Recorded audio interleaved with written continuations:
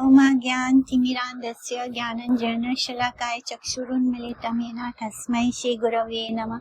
वाञ्छाकतरुभ्यश्च कृपा सिन्धुभ्येव च पतितानां पावनेभ्यो वैष्णवेभ्यो नमो नमः। जय श्री कृष्ण चैतन्य प्रभु नित्यानंद श्री अद्वैत गदाधर शिवासादि गौर भक्तवृंद। हरे कृष्ण कृष्ण कृष्ण हरे हरे, हरे राम राम राम हरे हरे। लास्ट हम लोग पहुंच गए हैं चैप्टर 13 पे और श्लोक क्लासेस 73 क्लास हो चुका है हमारा। श्लोक का नंबर 43 था जो हमने लास्ट किया था, तो उसको एक बार रिकैप करते हैं कि कैसे जो जगाई माधाई है उनके बारे में बताया गया जा रहा था कि कैसे वो दोनों ने ऐसा कोई पाप नहीं था जो उन्होंने नहीं किया था, पर एक पाप उनसे नहीं हुआ था क्योंकि वो हर समय नशे में धुत रहते थे, जिसके कारण क्या हुआ कि उनसे कभी वैष्णव अपराध नहीं हुआ। तो ये अगर हमसे कोई पाप होता है तो पाप का निदान है, पाप से हमें मुक्ति मिल सकती है, किससे? हरि नाम से। लेकिन अगर हमसे कोई अपराध हो गया तो क्या होगा? हरि नाम भी हमें मुक्त नहीं कर सकता। इसी तरह अगर हम जैसे कि कोई शराबियों का सभा हो रहा है और वहीं पर दूसरी तरफ सन्यासी लोग बैठ के सभा कर रहे हैं, लेकिन सन्यासी क्या कर रहे हैं?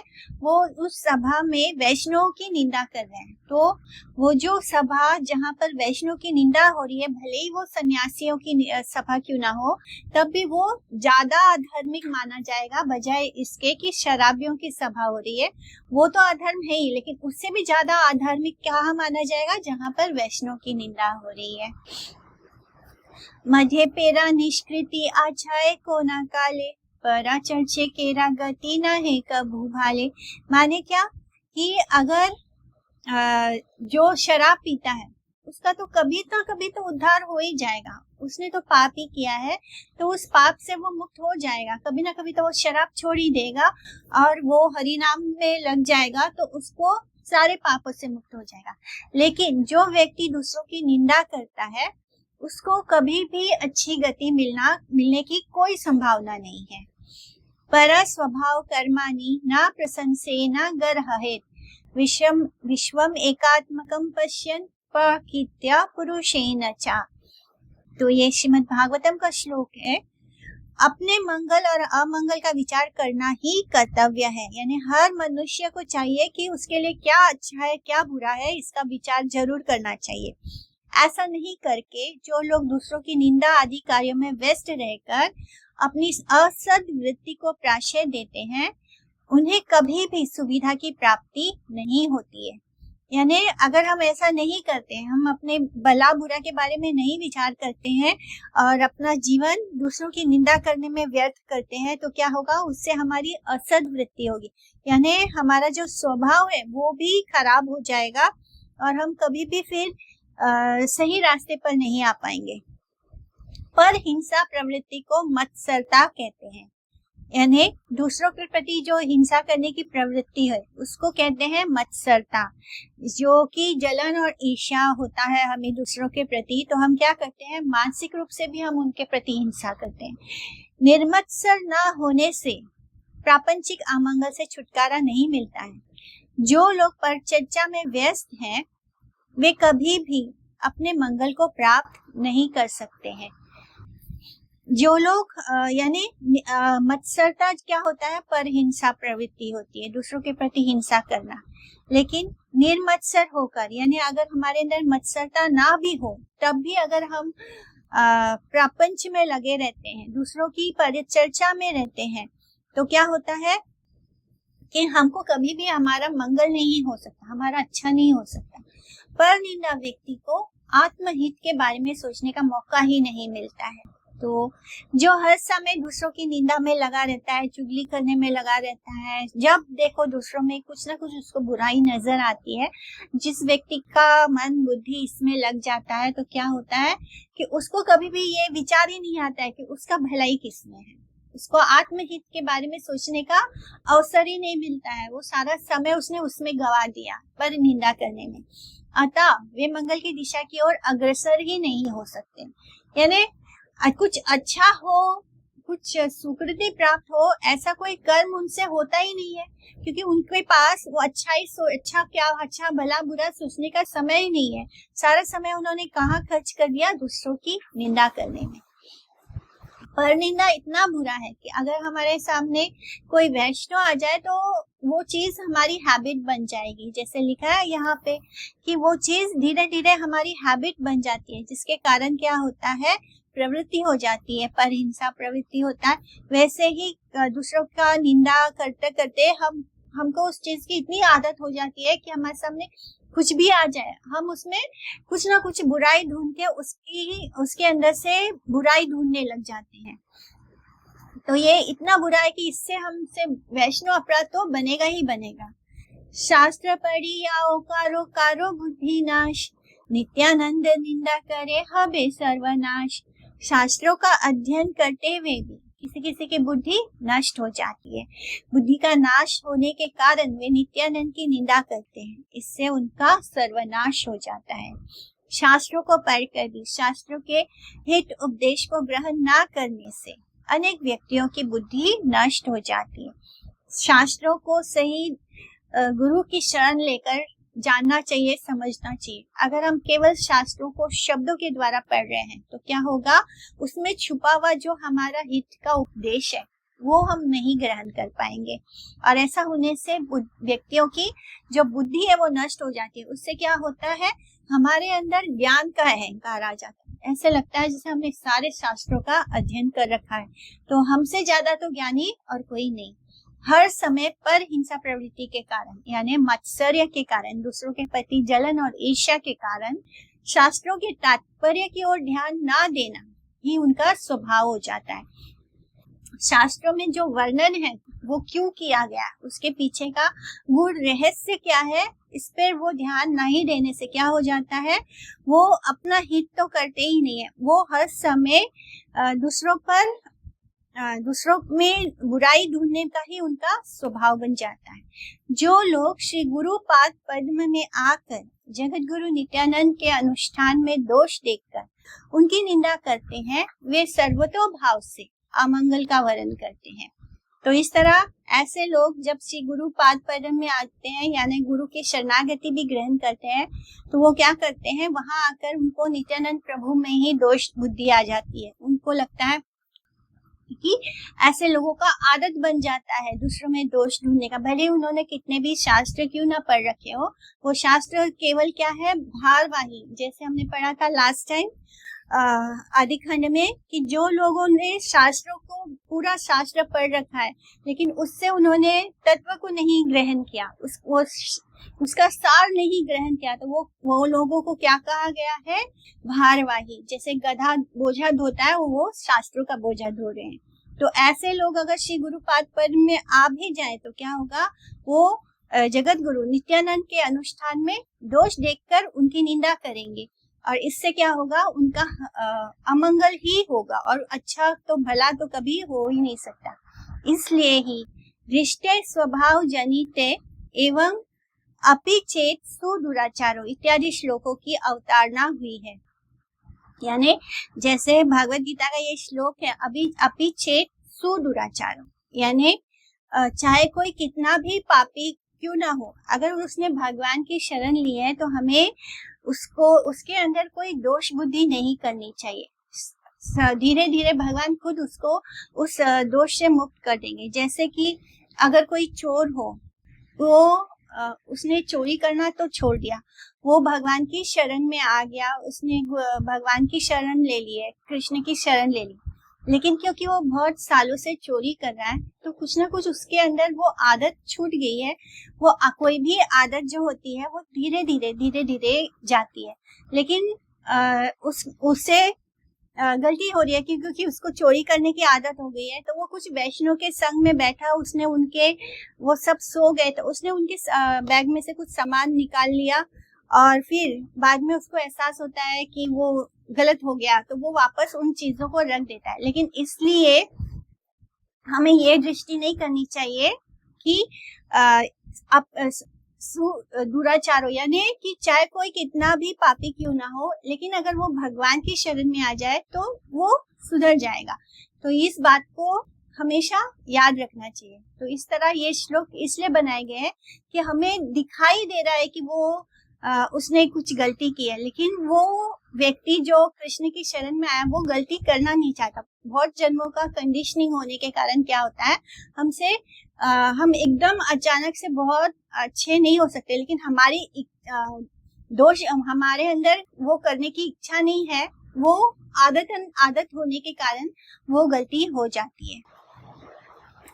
जो लोग अपनी संकीर्ण बुद्धि द्वारा श्री गुरुपाद पद्म के दोष दर्शन करते हैं, वे श्री गुरुदेव के निकट कोई मंगल ग्रहण करने में समर्थ नहीं होते हैं, क्योंकि उनको गुरु अपराध भी लगता है। उनके विचार के अनुसार गुरुदेव के अमंगल में पतित हो जाने के कारण उनका उद्धार करना ही शिष्य का कर्तव्य है। इस प्रकार के विचार से विशेष अमंगल होता है। इस तरह वो लोग गुरु में भी दोष ढूंढते हैं। जगाई मधाई को कुकर्मरत देखकर हरिदास नित्यानंद के द्वारा उन दोनों के बारे में जानकारी लेना। तो इस तरह नित्यानंद प्रभु और हरिदास ठाकुर तो घर घर जाकर भिक्षा मांग रहे थे कृष्ण नाम का। दुई जने किला किली गाला गाली करे, नित्यानंद हरिदास देखे ठाकी दूरे। लोकस्थाने नित्यानंद जिज्ञासे आपने, कोना जाती दुई जन हे नामती केने। लोका बले गोसाई ब्राह्मण दुई जन, दिव्य पिता माता महाकुले ते उत्पन्न।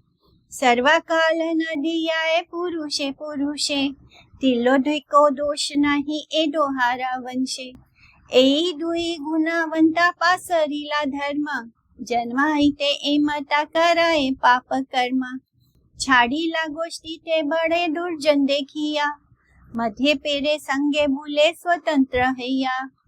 एही दुई देखी सबा नदिया धराए, पाछे कारो को नदी न वसती पोड़ाए।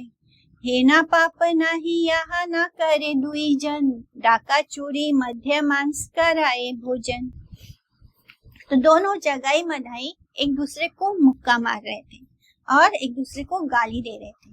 नित्यानंद और हरिदास ठाकुर ने दूर से ये सब होते हुए देखा। नित्यानंद ने आसपास के लोगों से पूछा कि ये दोनों कौन से जाति के हैं और उनकी ऐसी मति कैसे हो गई और ऐसा क्यों, इस तरह लड़ाई क्यों कर रहे हैं। लोगों ने बताया कि हे गोसाई, ये दोनों ब्राह्मण हैं, दोनों के पिता माता दिव्य प्रकृति के हैं, बहुत अच्छे हैं, दोनों महाकुल में उत्पन्न हुए हैं। यानी ब्राह्मण है तो महाकुल, ब्राह्मण में भी बहुत ऊंची जाति में जन्म लिया है।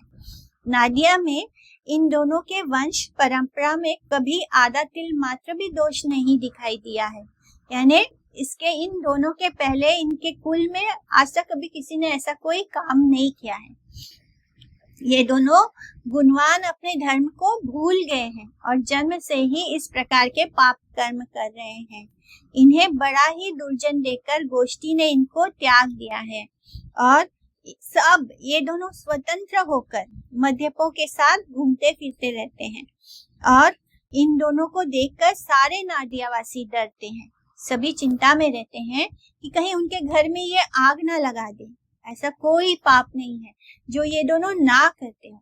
डाका, चोरी, मद्य, मांस, भोजन सब पाप ये करते हैं। यानी ऐसा कोई पाप नहीं है जो इन्होंने छोड़ा ना हो। लोग घर में आग लगा देते हैं, लोगों के घर में आग लगा देते हैं, डाका डालते हैं, चोरी करते हैं, शराब पीते हैं, मांस भोजन करते हैं। दुई जने माने जगाई एवं माधाई पुरुषानुक्रम से ये नादिया के अधिवासी हैं। इनके वंश के प्रति किसी को भी कभी किसी प्रकार का थोड़ा सा भी दोषारोपण करते हुए नहीं सुना है। माने इतना अच्छा कुल में इन्होंने जन्म लिया है। जिनका ये कहना है कि पुत्र पौत्र आदिगण माता पिता का स्वभाव प्राप्त करते हैं, उन्होंने इन दोनों में स्वभाव विपर्याय को लक्ष्य किया है। हमेशा ये कहा जाता है कि जैसे माता पिता होंगे बच्चे भी वैसे ही होते हैं, लेकिन इनके मामले में ऐसा नहीं है। इनके माता पिता में भी कोई थोड़ा भी दोष नहीं ढूंढ सकता, लेकिन ये बिल्कुल ही ऑपोजिट है। उन्हों जड़ वस्तु से चेतन और आविर्भूत होता है, यह धारणा ठीक नहीं है। अचित के साथ पृथक चेतन का आकस्मिक समागम होता है, यही धारणा उचित लगती है। गुण कर्म विभाग के अनुसार स्वभाव निर्णीत होता है, जो स्थूल शरीर का निमित्त एवं उत्पादन कारण होता है, वह कभी भी चेतन का उद्भव स्थल नहीं होता है। प्राण परित्याग से स्थूल परिचय की पहचान होती है। स्थूल से दैव क्रमानुसार आत्मा उद्भूत होती है। इस चिंतन स्रोत की प्रशंसा नहीं की जा सकती है, परंतु स्व कर्म फल भूख विचार ही प्रबल है। स्थूल देह कारण है, कर्ता नहीं है। माने कि भले ही हम किसी ब्राह्मण के कुल में जन्म ले लें, तो जन्म लेने से कोई ब्राह्मण नहीं हो जाता। भले ही उसके माता पिता बहुत अच्छे हैं, फिर भी हमारा जो देह है, ये सब हमारे कर्मों के कारण हमें किसी कुल पे जन्म प्राप्त होता है और ऐसे कैसे माता पिता प्राप्त होते हैं। लेकिन अगर हमारा स्वभाव गुण कर्म विभाग, तो हमारा गुण और हमारा कर्म कैसे हमारे स्वभाव को निर्णित करता है। अगर हम ब्राह्मण के कुल में भी जन्म ले रहे हैं, लेकिन हमारे अंदर वैसा गुण नहीं है, हम वैसे कर्म नहीं करते, तो हम जन्म लेकर भी ब्राह्मण नहीं होते हैं। जागाई माधाई के पाप की सीमा नहीं है। बलपूर्वक पर द्रव्य का अपहरण, यानी दूसरों का धन संपदा का लेना, उनसे छीनना, हिंसा करना, पीठ पीछे निंदा एवं मादक द्रव्यों के सेवन के कारण स्वेच्छारिता जैसे दुर्गुण भी इनमें प्रबल भाव से विद्यमान थे। यानी अपनी मर्जी से जीना, कोई नियम कायदा नहीं फॉलो करना, स्वेच्छा से जीना। इस कारण सभी प्रकार के पाप कर्मों में संलग्न रहना ही उन दोनों की योग्यता थी। यानी जब कोई शराब वगैरह मादक द्रव्य लेता है, ड्रग्स वगैरह लेता है, तो क्या होता है, ऐसा व्यक्ति अपनी मर्जी से जीना शुरू करता है। उसको ना नहाने की चिंता है, ना साफ सुथरे रहने की चिंता है। वो मंदिर में भी चला जाएगा तो शराब पीकर चला जाएगा। यानी कुछ ना कुछ सारे जो ऐसे करने से क्या होता है, पाप लगता है लोगों के।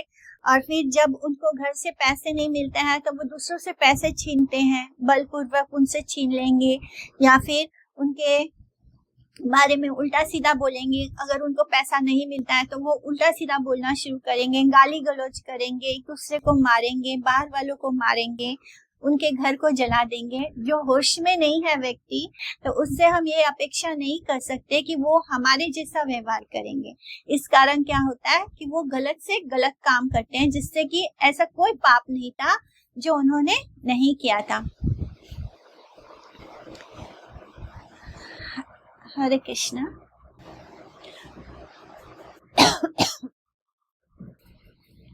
वस्तुतः स्वरूप विस्मृत जीव ही इस प्रकार की अविवेक के फल एवं अत्यासक्ति जनित अमंगल भोगते हैं।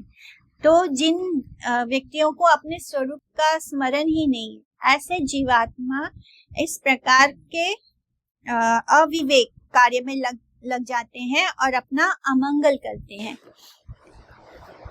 सुनी नित्यानंद बड़ा करुणा हृदय, दुई राची उद्धार चिंते हैया सदाय। पातक की तारी ते प्रभु कैला अवतार, ए मता पातकी को था पाई वेना आर।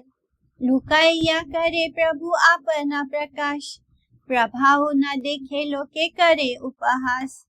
ए दुई प्रभु यदि अनुग्रह करे, तबे से प्रभाव देखे सकला संसारे।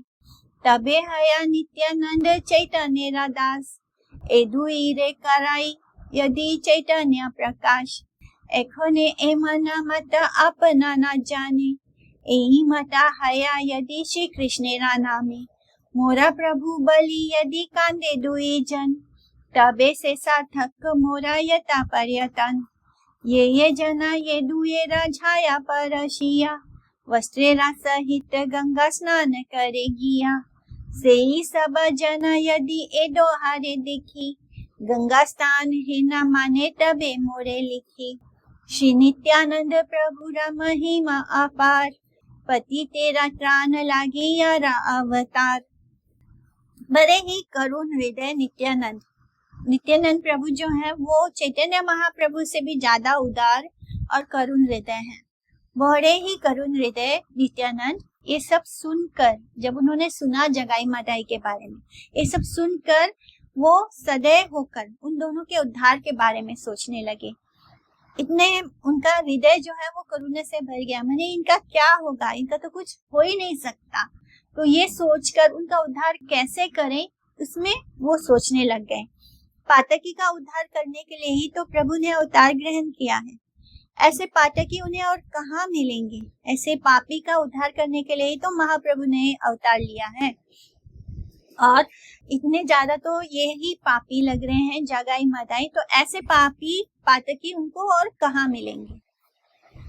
आत्म गोपन पूर्वक प्रभु अपना प्रकाश कर रहे हैं, इसलिए लोग प्रभु के प्रभाव को नहीं देख पाते हैं।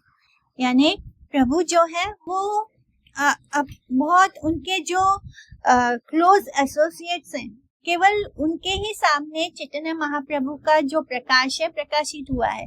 बाकी के लोगों को तो उनके बारे में कुछ पता ही नहीं है, इसलिए लोग जो हैं वो प्रभु के प्रभाव को नहीं देख पाते हैं, ऊपर से उनका उपहास करते हैं।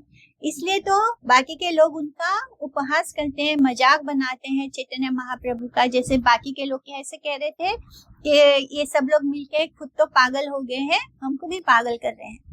यदि इन दोनों पर प्रभु ने अनुग्रह किया, तो नित्यानंद प्रभु सोच रहे हैं कि यदि प्रभु ने जगाई माधाई पर अनुग्रह किया, उन पर कृपा की, तब सारा संसार महाप्रभु के उस प्रभाव को देख सकेगा। तभी मैं नित्यानंद चैतन्य का दास कहलाऊंगा, जब इन दोनों में चैतन्य का प्रकाश करा सकूं। यानी जब वो इन दोनों को चैतन्य महाप्रभु का की शरणागत में ले जाएंगे और उन पर कृपा होगी चैतन्य महाप्रभु की, तभी तो संसार देख पाएगा कि चैतन्य महाप्रभु कौन है, और तभी मैं उनका दास कहलाऊंगा। अभी जैसे अपने आप को भूलकर मस्ती में है, वैसे ही श्री कृष्ण के नाम में सब कुछ भूलकर मस्त हो जाए। मेरे प्रभु कहकर यदि ये दोनों क्रंदन करें, तभी मेरा इस प्रकार घूमना फिरना सार्थक होगा। यानी तभी तो प्रीचिंग का कुछ मतलब है कि किसी का तो भला हो। प्रीचर्स जब प्रीचिंग करते हैं तब वो किसी एक व्यक्ति को भी कृष्णा कॉन्शियस बना ले, तभी तो उनका घूमना फिरना दौड़ना भागने का कुछ सार्थक है। तो यही सोच रहे हैं नित्यानंद प्रभु कि मेरा घूमना फिरना तभी सार्थक हुआ। जैसे अभी ये लोग दोनों नशे में धुत हैं और उस नशे के पीछे कैसे पागल हैं। यही नशा अगर उनके अंदर कृष्ण के प्रति हो जाए, कृष्ण नाम के प्रति हो जाए, और हर समय ये मेरे प्रभु के नाम लेकर क्रंदन करें, प्रभु का नाम लेकर रोएं, तभी तो मेरा ये घूमना फिरना सार्थक होगा। जो लोग अभी तक इन दोनों की छाया का स्पर्श करके वस्त्रों के साथ गंगा स्नान किया करते हैं, यानी अगर ये दोनों शराबी किसी को स्पर्श कर दे तो क्या करते हैं, वो लोग उसी तरह वस्त्रों के साथ ही जाके गंगा स्नान करते हैं, क्योंकि उन्होंने पापी लोगों ने उनको स्पर्श कर दिया। तो वे सभी लोग यदि इन दोनों को देखकर अपने को गंगा स्नान करता हुआ जैसा पवित्र मानने लगेंगे, तभी मेरा नाम यानी नित्यानंद सार्थक होगा। नित्यानंद प्रभु की महिमा अपरंपार है, पतितों का उद्धार करने के लिए ही इनका अवतार हुआ है। तो नित्यानंद प्रभु सोच रहे हैं कि अभी तो ये लोग जिसको जो भी इनको स्पर्श पा लेता तो क्या करता है, वस्त्रों के सही जाकर गंगा में स्नान करता है। लेकिन जब ऐसा होगा कि लोग जब इनके दर्शन करेंगे तो उनको ऐसा महसूस होना चाहिए कि उनका गंगा स्नान हो गया, तभी मेरा नाम नित्यानंद सार्थक होगा। तो इस तरह नित्यानंद प्रभु सोच रहे हैं कि कैसे जगाई माधाई का उद्धार हो।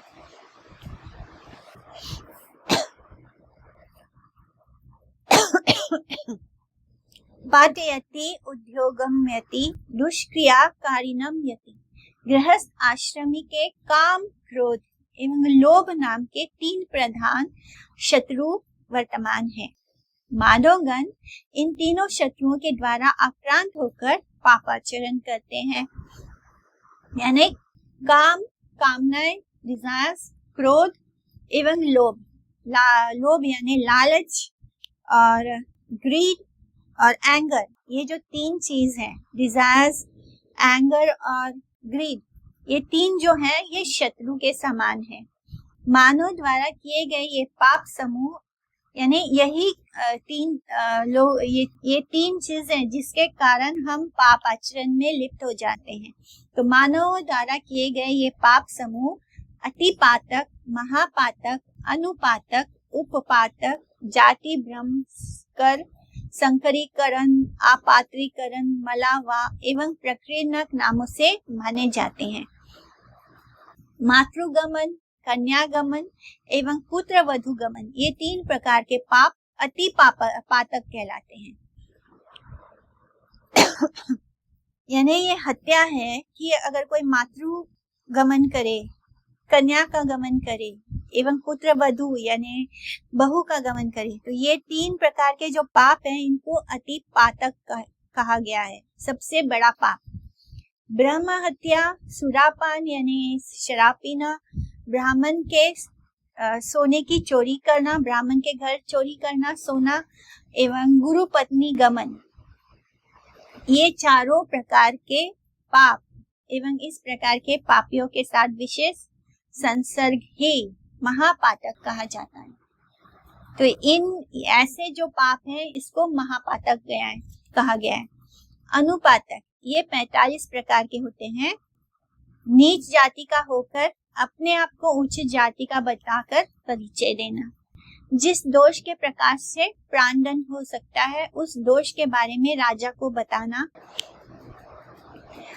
गुरुजनों पर मिथ्या झूठा दोषों को आरोपित करना, ये तीनों पाप ब्रह्म हत्या के समान है। वेद को त्याग देना अथवा वेद पढ़कर भूल जाना, वेद की निंदा करना, कुटिल बात कहकर घुमा फिरा कर साक्ष्य देना, ये दो प्रकार का है।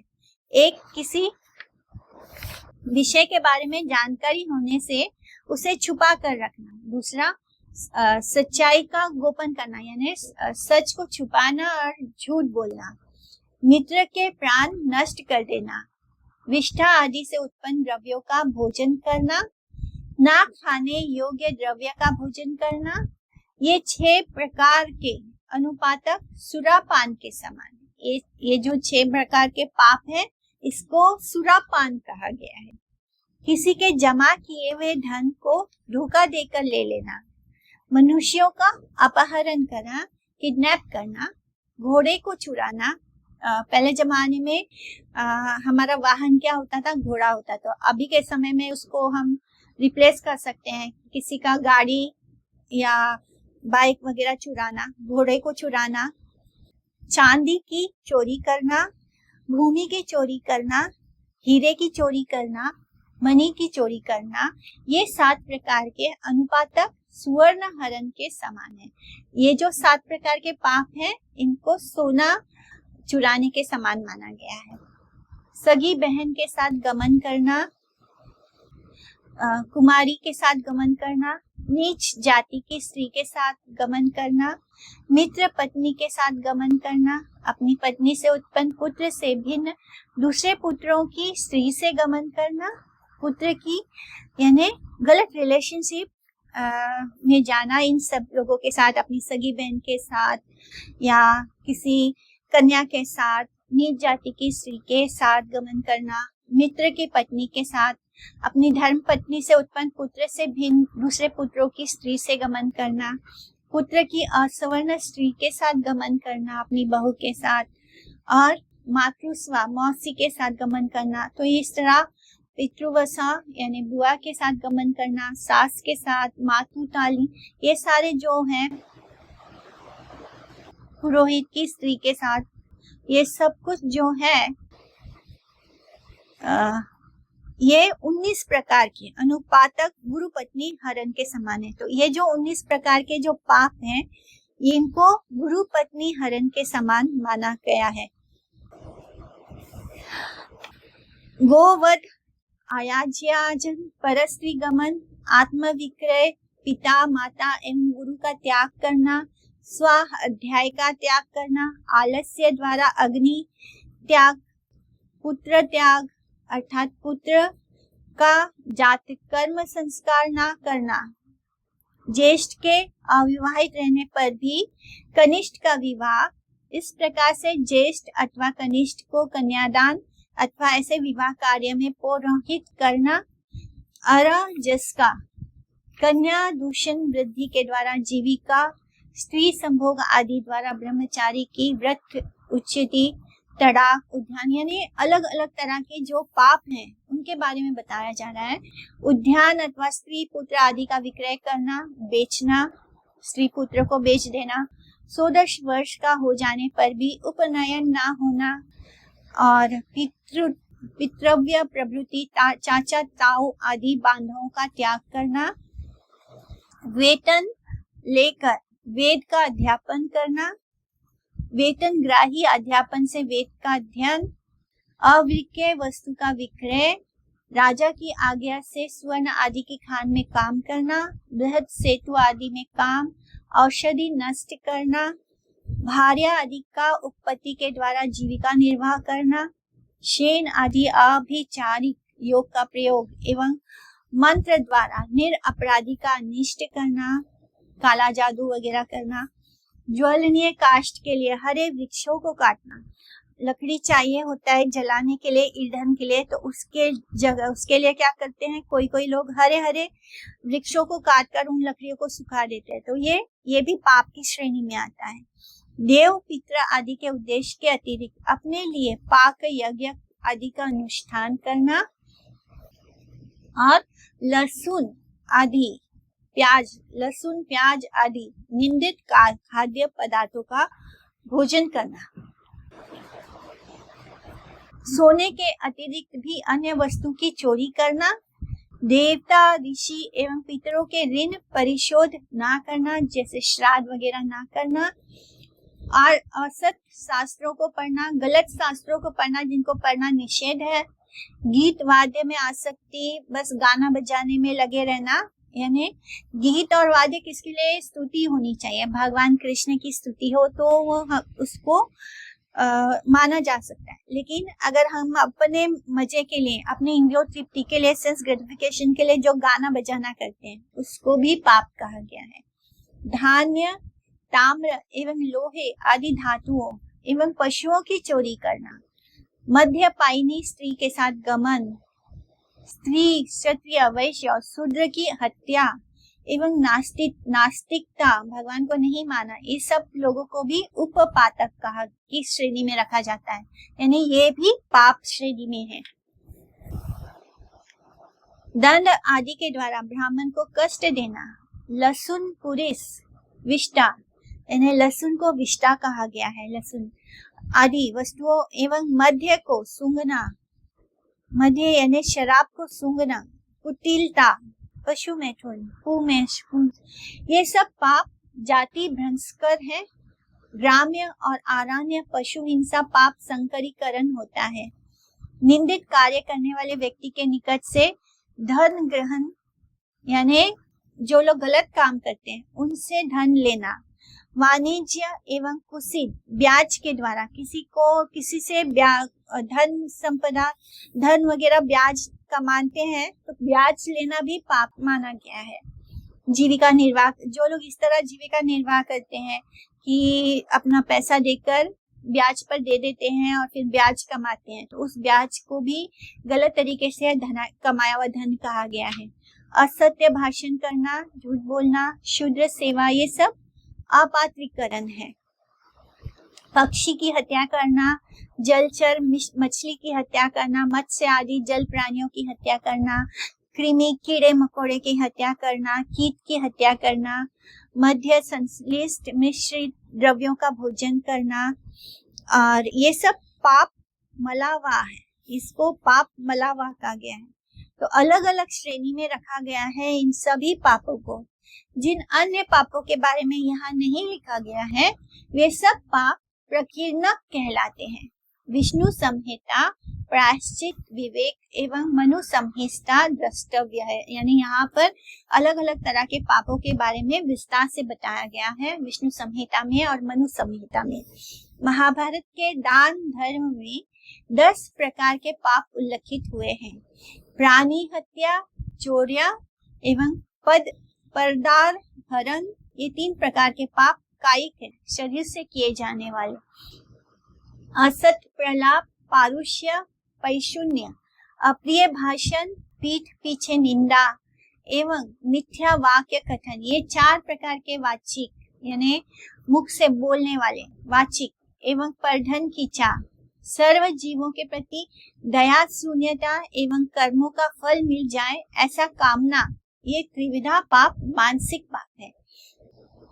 इस तरह जब हम मन से जो पाप करते हैं, दूसरों के प्रति दया शून्य हो जाते हैं, मन से तो हम लोग कितना पाप कर लेते हैं, तो वो जो मन से भी हम पाप करते हैं वो भी पाप के श्रेणी में आते हैं। श्रीमद महाप्रभु जगत के संसार बंधनों को विच्छिन्न कर देने वाले एकमात्र कर्ता है। वे अपने स्वरूप का प्रदर्शन ना करके उसको छुपा कर रखते हैं। जो उनको समझ नहीं सकते हैं वे उनको अपने जैसा मानो मानकर उनके द्वारा अनुष्ठित कार्यों को हंसकर ठुकरा देना चाहते हैं। तो जैसे अभी सभी लोग कर रहे हैं कि कुछ तो अच्छे लोग हरि नाम को स्वीकार कर रहे हैं,